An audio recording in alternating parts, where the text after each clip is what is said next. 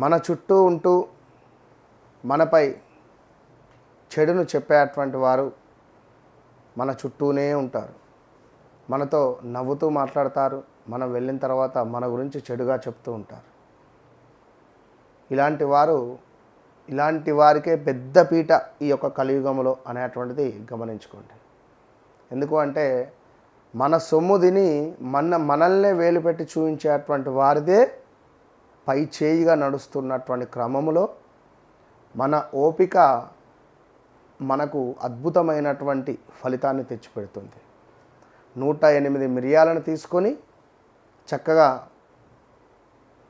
నిప్పులను కాల్చి ఆ నిప్పులపై 108 మిరియాలను ఒక్కొక్కటి వేస్తూ ఓం భం భైరవాయ నమః, ఓం భం భైరవాయ నమః అని మంత్రాన్ని చెబుతూ వేయడం ద్వారా సర్వశత్రు బాధ నివారణ కలుగుతుంది.